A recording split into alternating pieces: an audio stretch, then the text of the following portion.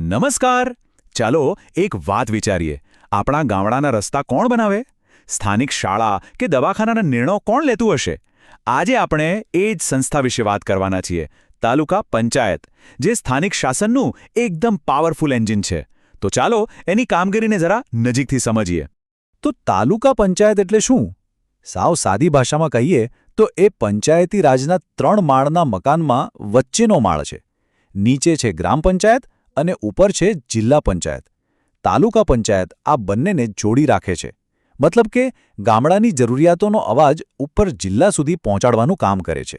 એક મજબૂત પુલ. આજે આપણે આખી તાલુકા પંચાયતને બરાબર સમજી લઈશું. પહેલાં જોઈશું કે તે આટલી મહત્વની કડી કેમ છે.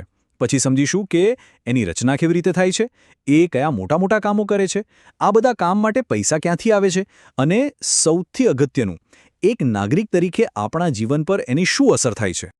આપણા ગુજરાત પંચાયત અધિનિયમમાં પણ તાલુકા પંચાયતને બહુ મહત્વનું સ્થાન આપવામાં આવ્યું છે.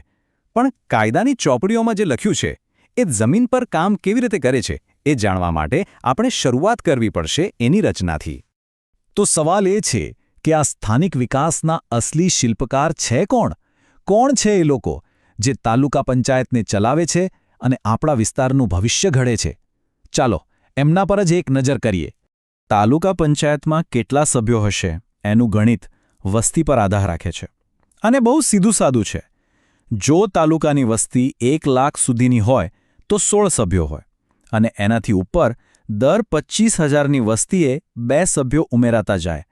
આનાથી એ પાક્કું થાય કે દરેક વિસ્તારને પોતાનો અવાજ, પોતાનું પ્રતિનિધિત્વ મળે. અને આ આખી સિસ્ટમનો પાયો છે લોકશાહી. આ કોઈ નોમિનેટેડ સભ્યો નથી હોતા.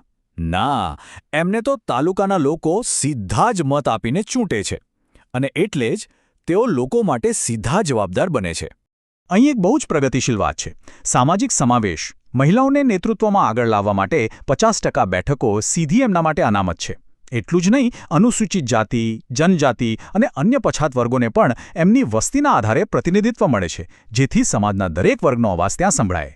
હવે જુઓ, તાલુકા પંચાયત એક ગાડીના 2 પૈડા જેવી છે. એક છે ચૂંટાયેલી પાંખ, જેના લીડર છે પ્રમુખ અને ઉપપ્રમુખ, અને બીજું પૈડું છે વહીવટી પાંખ, જેના વડા છે તાલુકા વિકાસ અધિકારી, એટલે કે TDO, જેઓ સરકારી અધિકારી તરીકે આખા વહીવટની દેખરેખ રાખે છે. ચાલો, રચના તો આપણે સમજી લીધી, પણ આખરે તાલુકા પંચાયત કામ શું કરે છે? એવા કયા કામો છે જે સીધા જ આપણા સમુદાયના જીવનને વધુ સારું બનાવે છે? ચાલો એના પર નજર કરીએ. કોઈ પણ સમાજનો પાયો 2 વસ્તુ પર ટકેલો હોય છે: આરોગ્ય અને શિક્ષણ. તાલુકા પંચાયત આ બંનેનું ધ્યાન રાખે છે. પ્રાથમિક આરોગ્ય કેન્દ્રો અને શાળાઓનું સંચાલન કરવું, એમને જરૂરી મદદ કરવી, જેથી આ પાયાની સુવિધાઓ દરેક સુધી પહોંચી શકે. સ્થાનિક અર્થતંત્રને મજબૂત કરવા માટે પંચાયત ખેડૂતોને મદદ કરે છે. અને હા, ગામડાઓને જોડતા રસ્તાઓનું નિર્માણ અને જાળવણી પણ એ જ કરે છે. સારો રસ્તો હોય તો જ ને ખેડૂતનો માલ બજાર સુધી પહોંચે અને લોકોની અવરજવર પણ સહેલી બને. વિકાસની સાથે સાથે સમાજ કલ્યાણ પણ એટલું જ જરૂરી છે. તાલુકા પંચાયત સરકારી યોજનાઓને સાચા લાભાર્થીઓ સુધી પહોંચાડે છે.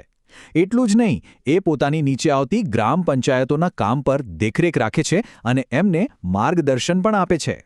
હવે સવાલ એ થાય કે આટલા બધા કામ કરવા માટે પૈસા ક્યાંથી આવે છે? કોઈ પણ કામ ભંડોળ વગર તો શક્ય નથી. તો ચાલો હવે તાલુકા પંચાયતની તિજોરીમાં એક નજર કરીએ. તાલુકા પંચાયતની આવકના ઘણા રસ્તા છે. સૌથી મોટો હિસ્સો તો સરકારી ગ્રાન્ટનો હોય છે. પણ એ સિવાય સ્થાનિક વેરા, જિલ્લા પંચાયત તરફથી મળતું ભંડોળ અને લોકોના દાનમાંથી પણ આવક થાય છે. પણ એક વાત સમજવી બહુ જ જરૂરી છે. ભંડોળનો સિંહ ફાળો, એટલે કે મોટાભાગના પૈસા રાજ્ય સરકાર તરફથી વિકાસ માટે મળતી ગ્રાન્ટમાંથી જ આવે છે. આ સરકારી મદદ વગર મોટાભાગના વિકાસ કાર્યો કરવા લગભગ અશક્ય છે. તો આપણે રચના જોઈ, કાર્યો જોયા અને ભંડોળ વિશે પણ જાણ્યું.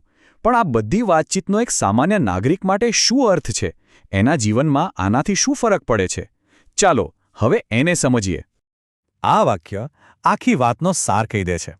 તાલુકા પંચાયત ખાલી એક સરકારી ઓફિસ નથી, પણ એ તો સ્થાનિક પ્રગતિનું એન્જિન રૂમ છે, જ્યાં યોજનાઓ બને છે અને એને હકીકતમાં બદલવામાં આવે છે. આનો સીધો ફાયદો એ છે કે શાસન અને વિકાસ લોકોના ઘર આંગણે પહોંચે છે. જ્યારે નિર્ણયો સ્થાનિક સ્તરે લેવાય ત્યારે જે લોકોની સાચી જરૂરિયાતોને સમજી શકે અને એને પૂરા કરી શકે છે. તો અંતે એક સવાલ સાથે આપણે અહીં અટકીશું. એક જાગૃત નાગરિક તરીકે આપણે સૌ પોતાના સમુદાયના ભવિષ્યને વધુ સારો આકાર આપવા માટે આપણી પોતાની તાલુકા પંચાયત સાથે વધુ સક્રિય રીતે કઈ રીતે જોડાઈ શકીએ? આભાર.